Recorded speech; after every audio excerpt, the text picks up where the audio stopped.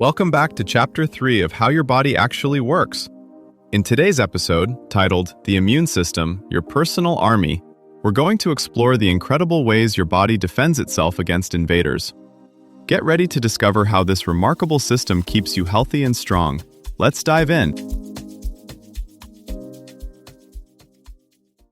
Right now, as you listen, your body is quietly training billions of microscopic soldiers.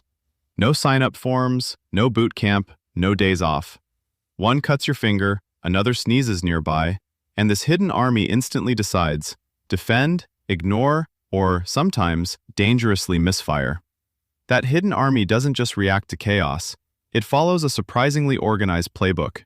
Before anything dramatic happens, your body sets up quiet barriers and checkpoints. Tightly packed skin cells, sticky mucus, acid in your stomach, even the helpful microbes on your skin and in your gut. They're like "do not enter" signs written in chemistry instead of ink. Most threats are stopped here, long before you feel sick. But when something slips through, the response isn't random panic. Chemical messages ripple through your tissues, calling in different specialist cells in a specific order, a bit like a well-rehearsed emergency drill.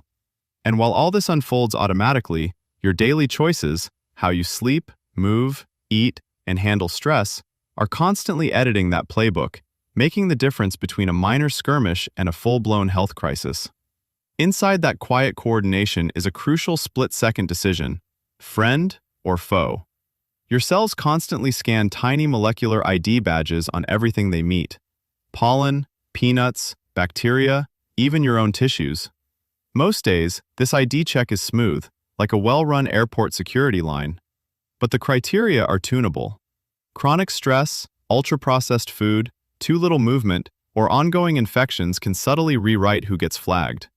That's when harmless particles trigger misery, or your own joints or gut lining end up on the suspicious list, and the fallout can simmer for years before you notice.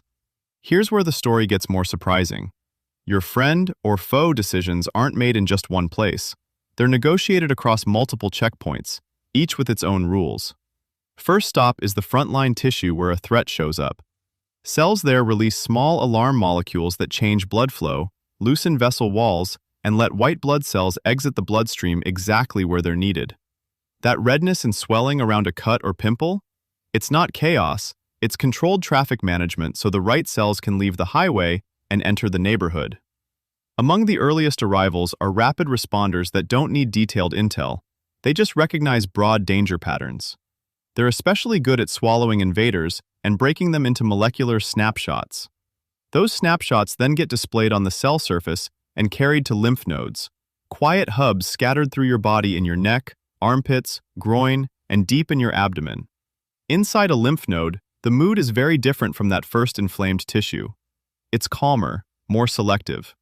Cells there act more like careful editors than fighters, comparing those snapshots against a huge library of possible responses. If they find a match, they don't just flip on or off.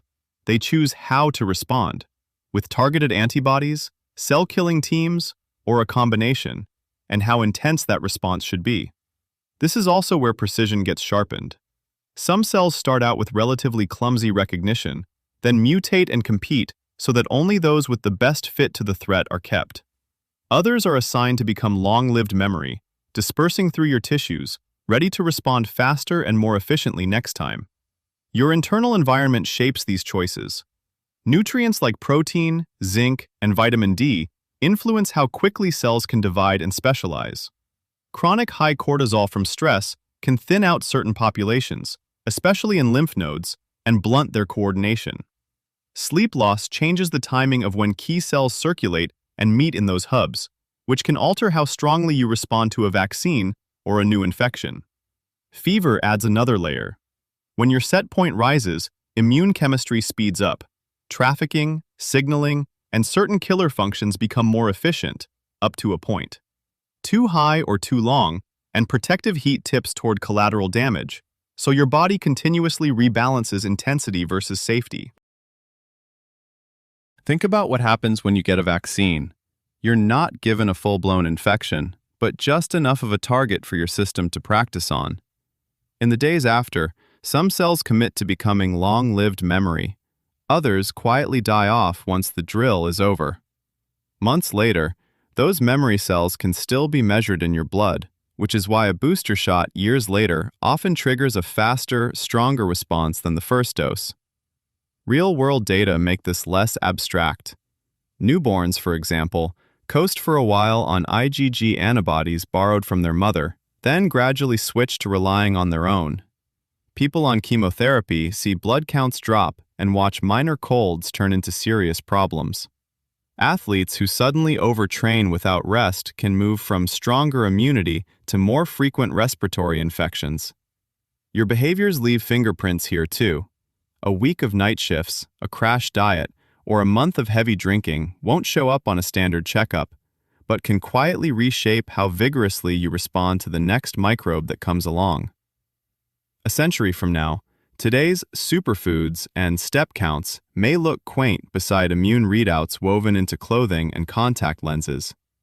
Instead of guessing you're coming down with something, a spike in certain cytokines could ping your phone hours before symptoms, like a weather radar for your body. Yet, as gene-edited fixes and bespoke vaccines arrive, societies will have to decide who gets access first, and what risks are acceptable when we edit the very cells that remember our past infections. So the real experiment isn't happening in a lab, it's in your next 24 hours. How you sleep tonight, what you eat, how hard you push your workout, whether you pause when stress spikes. Each choice nudges that inner weather a little sunnier or stormier. Your challenge this week? Notice which habits consistently leave you feeling just a bit more resilient. This was Owl Up, your daily step forward. This series continues with more chapters on owlup.co. Visit owlup.co to access the complete course and continue your learning journey. See you there!